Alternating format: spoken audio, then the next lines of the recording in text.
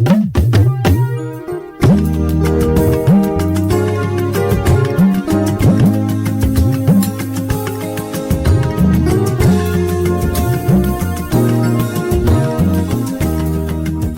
du Père et du Fils et du Saint-Esprit, bénissons le Seigneur, bénissons le Seigneur, bénissons le Seigneur.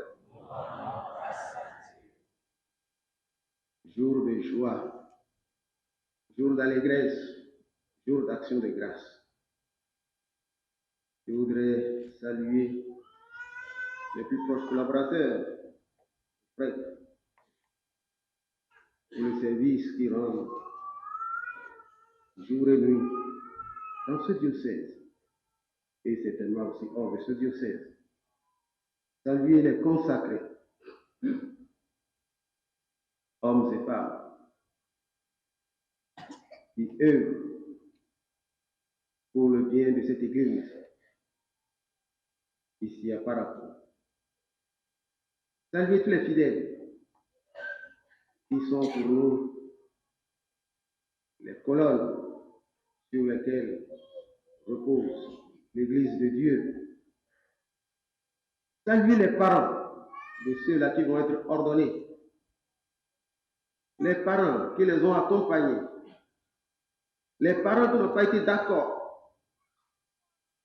Saluer les bienfaiteurs, saluer les conseillers, saluer les formateurs. Je crois que c'est une grande joie pour un formateur de voir que celui qui l'a accompagné aboutit au sacerdoce. Mais ce n'est pas un terminus, c'est un début, le début de son apostolat. Bénissons le Seigneur en ce jour. Dieu nous donne 3 nouveaux prêtres. Le prêtre, le sacerdoce presbytéral, le cardinal Sarah dit que c'est une responsabilité terrible et magnifique. Terrible, parce qu'on est configuré au Christ crucifié.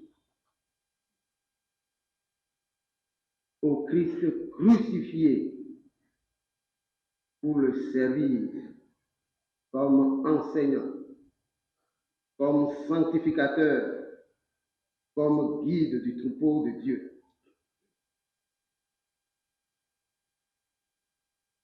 Le prêtre est associé au sacerdoce des évêques pour annoncer l'évangile, célébrer le culte divin, surtout dans le saint sacrifice.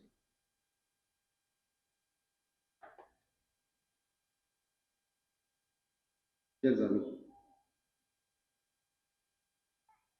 je vais parler à ces 3 qui vont recevoir le sacrement de l'ordre au second degré. Là maintenant, c'est le cœur à cœur.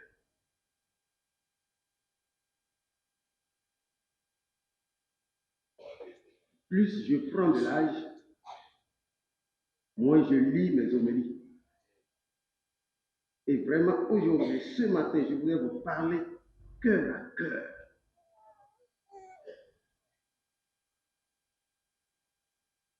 La première chose que je voudrais vous dire,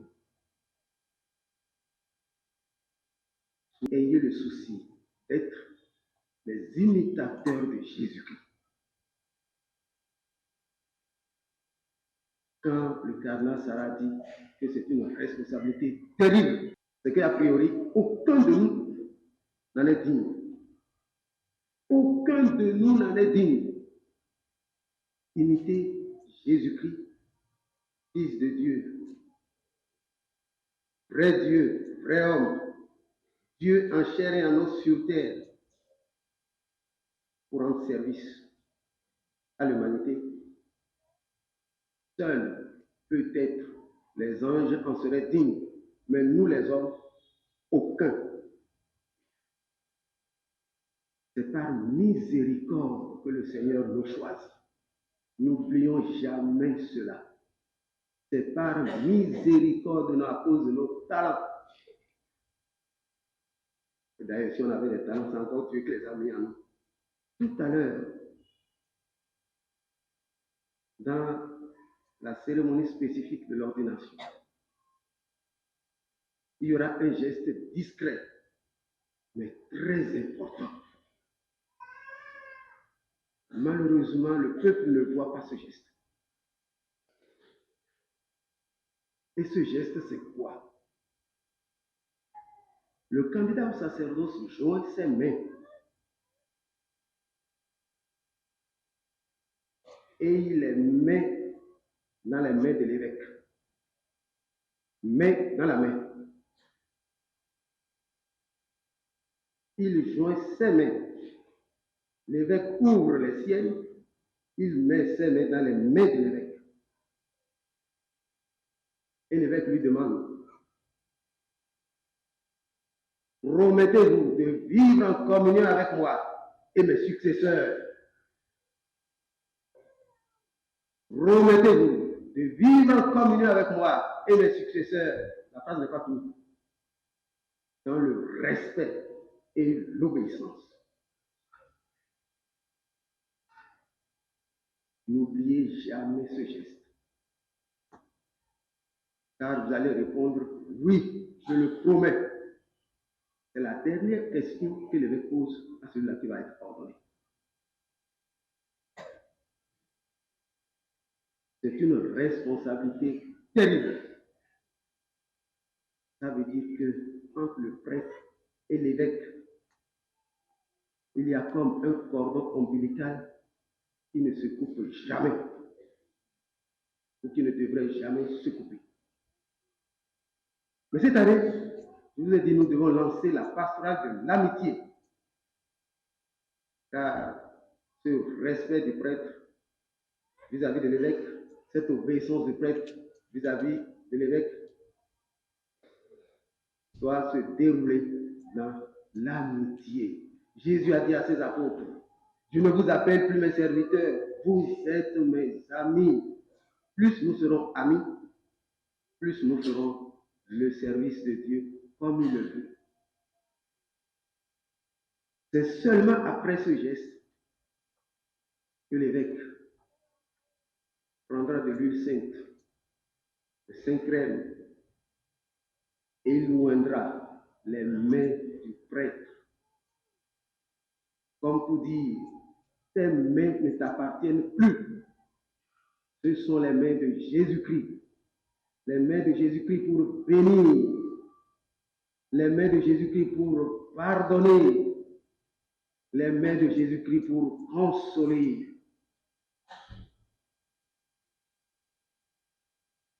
Ce qui suppose bien sûr que ce qui sort de la bouche du prêtre, que ce soit des paroles de bénédiction, des paroles de miséricorde, des paroles de consolation. Être prêtre, c'est une responsabilité terrible et magnifique. Aucun de nous n'en est digne. Et le Saint curé d'Ars nous dit que c'est peut-être au ciel que nous comprendrons cela. Ce que Jésus-Christ a voulu faire. Pour que nous le continuions. Voilà. Le prêtre, c'est celui qui continue Jésus-Christ. Mais cela n'est possible. Voilà le deuxième point sur lequel je voudrais insister. Cela n'est possible que si nous avons une intimité avec le Seigneur.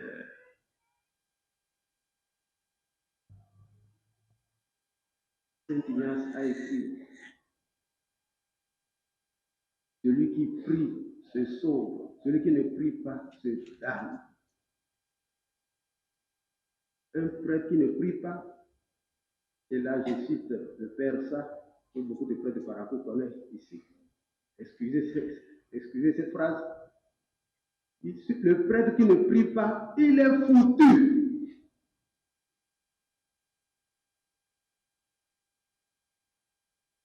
Que que cela résonne dans nos oreilles jusqu'au tréfonds de nos entrailles.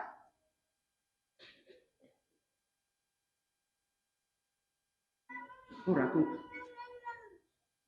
que dans les années 1936, en Espagne, il y avait la guerre civile.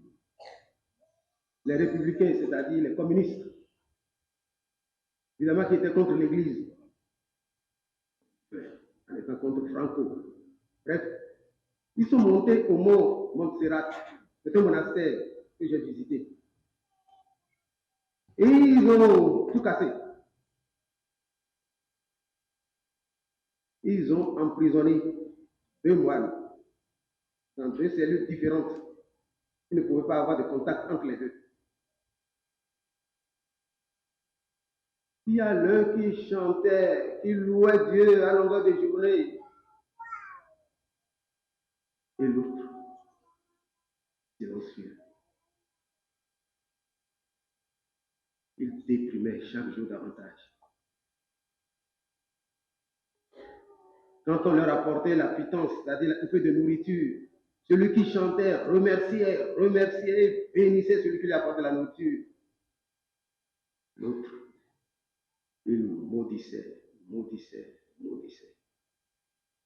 Pourtant, c'était 2 moines qui étaient dans ce monastère depuis des années. Ils se levaient à la même heure, ils faisaient les mêmes prières, ils entendaient la même parole, ils écoutaient les mêmes commentaires de l'Évangile. L'un avait Jésus-Christ en lui, l'autre non. Si vous n'avez pas Jésus-Christ en vous, vous allez aboyer sur tout ce qui bouge. Si vous avez Jésus-Christ en vous, vous bénissez, vous bénissez. Saint Paul, enchaîné dans la prison, il écrit aux Philippiens, soyez toujours joyeux, je vous le répète, soyez toujours joyeux. Il disait, on n'enchaîne pas la parole de Dieu, on va enchaîner d'accord, mais on n'enchaîne pas la parole de Dieu. Le pape François a écrit une bulle d'indiction pour l'année sainte, pour le jubilé 2025, qui il ouvrira la première porte à Rome le 24 décembre prochain. Dans cette bulle d'indiction, qui est très bien, il faudrait que nous puissions nous en approprier sur toutes les paroisses, dans toutes les communautés. Très belle cette bulle d'indiction. Il y a de belles pages sur le stress qui nous empêche d'espérer. Il nous empêche d'espérer en un lendemain meilleur. Il nous empêche surtout d'espérer en la vie éternelle. Or, le prêtre est là pour indiquer constamment le ciel, pour dire tout ne finit pas ici-bas, sur terre. Et un prêtre constamment stressé, c'est une catastrophe. Un prêtre joyeux, c'est une bénédiction.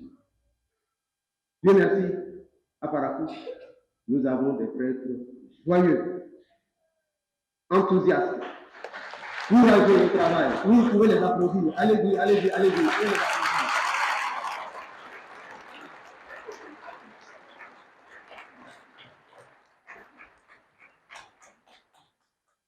Nous avons des prêtres qui écoutent leur évêque. Et ça, c'est important. Même si parfois c'est difficile d'entrer dans la logique de l'évêque, au même rythme que l'évêque le voudrait. Mais ils écoutent. Il faut l'effort d'entrer dans la logique de l'évêque qui a reçu une mission d'être le pasteur de ce diocèse. Je voudrais féliciter tous ceux qui s'engagent, tous ceux qui sont engagés pour les vocations dans ce diocèse. Ils font du bon travail. Il y a encore quelques années, on croyait que c'était fini, les vocations à Paracou, c'était terminé, on n'en aurait plus. Aujourd'hui, c'est le contraire. Grâce à l'Esprit Saint et à tous ceux qui animent cette vie, pour cette pastorale des vocations. Je me réjouis que de plus en plus les vocations nous viennent des périphéries qui autrefois étaient oubliées. Là encore, c'est l'œuvre des prêtres et aussi des fidèles laïcs. Tous les mouvements laïcs s'intéressent aujourd'hui aux périphéries, aux villages, veulent évangéliser, sortir de la ville pour aller évangéliser. Et vous avez raison, le pape François nous pousse à cela. Je voudrais féliciter particulièrement les formateurs de nos grands séminaires. C'est ceux-là qui montent constamment dans leur maison. Et ce n'est pas toujours agréable d'avoir l'évêque sur son dos. Mais c'est toujours avec joie qu'il m'accueille. Toujours avec joie qu'il m'accueille. Je les en félicite sincèrement devant le peuple de Dieu. Vous savez, nous sommes rentrés dans des réformes. Et les réformes, ce n'est pas toujours facile.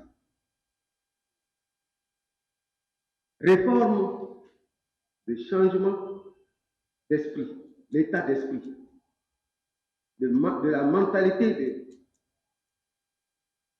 de perdant. Il faudrait que nous mettions à la place la mentalité de gagnant. Car c'est cela la foi. La foi qui fait déplacer les montagnes. On ne doit pas reculer devant les difficultés. On ne doit pas reculer devant les obstacles. Nous avons le Seigneur, vainqueur de tout, du péché, de la mort, de Satan. Rien n'est impossible à lui. On n'a donc pas à avoir peur, on n'a pas à reculer. Il nous envoie quelque part, on avance avec lui. Nous avons aussi à réformer notre vie spirituelle. Et voilà pourquoi, comme colonne vertébrale, depuis des années, je propose l'oraison carmélitaine, où on cultive le sentiment d'enfance spirituelle. Jésus a passé sa vie sur terre en nous parlant tout le temps du Père, du Père, du Père. Si Dieu est Père, il voudrait que nous soyons de bons enfants, parce qu'il nous porte constamment dans ses bras. Il nous prend sur ses genoux. Plus on se sait porté par l'amour de Dieu, moins on est agressif. Il y a aussi la réforme de l'autofinancement de nos maisons. Nous sommes capables d'autofinancer nos maisons. Nous sommes heureux que l'Europe continue de nous aider, mais jusqu'à quand? Jusqu'à quand? Et je me réjouis de voir que de plus en plus, les formateurs comprennent qu'il faut travailler avec des gens compétents pour aboutir à l'autofinancement. J'ai été heureux que l'un de ces formateurs me dise, à mon tour, les prêtres formateurs étaient là et ils prenaient l'autre comme les scénaristes. Je dis, les choses sont en train de changer. Autrefois, les formateurs classiques, c'était des formateurs classiques. Aujourd'hui, les formateurs classiques veulent apprendre même des laïcs. C'est une nouveauté absolue. Et j'en suis heureux. Je me réjouis de voir que de plus en plus on s'intéresse à la santé par les plantes, la santé par la nature. Acheter les sachets ici ou là et faire sa tisane, c'est bien. Mais apprendre à savoir comment l'organisme fonctionne, l'organisme créé par Dieu, comment il fonctionne et ce dont il a besoin pour fonctionner correctement. Car lorsqu'on est malade, ça touche là. Lorsqu'on a des pensées négatives, des soucis, ça touche aussi tout l'organisme. On a intérêt à vivre sain. L'esprit est sain dans un corps sain. Et ça y est. Alors, chers amis, je voudrais terminer J'ai dit que c'est à vous que je m'adressais, mais avait dit, je parle à tout le monde. Voilà. Je suis réuni. Laissez-vous guider par l'Esprit Saint. Tous les jours, rencontrez le Seigneur face à face, seul à seul. Rechargez-vous les batteries. Chantez votre allégresse. Soyez des prêtres heureux. Imitez vos aînés. Pas seulement les bons, mais les meilleurs. Il y a des bons. Le clergé de Parakou est bon, je le dis souvent. Mais il y a des meilleurs. Parmi ces bons-là, il y a encore les meilleurs. C'est ceux-là qu'il faut regarder. Et je termine par cette exhortation de clergé. Accueillez vos petits frères comme des petits frères pour leur donner le plus possible la joie de la sainteté du prêtre. Un prêtre humble, un prêtre doux est toujours un prêtre élégant devant le peuple de Dieu. Mais un prêtre acariâtre, amer, agressif, on a envie de le fuir, et même de changer de paroisse. Mais nous savons que le Seigneur est avec nous, la Vierge Marie est avec nous, ce diocèse qui de plus en plus augmente. Et même, on a créé les petits clercs, c'est-à-dire le petit séminaire à Bétérou. Et ils sont une quinzaine dedans, je pense. 28, voilà, 28. Ils ne sont pas encore au petit séminaire. C'est le pré-séminaire. Ils se préparent à entrer l'année prochaine au petit séminaire. Et du petit séminaire au grand séminaire, toutes les promotions sont bien représentées. Pour la première fois, au Philosophacoum, au Théologat, nous avons 53 grands séminaristes. La toute première fois. Le maximum, c'était 10. Et de plus en plus, le Seigneur nous bénit, nous bénit, nous bénit, nous bénit. Il continuera de nous bénir. Merci à vous les laïcs, merci à vous les consacrés, merci à ce peuple de Dieu qui aime tant le sacerdoce de Jésus-Christ.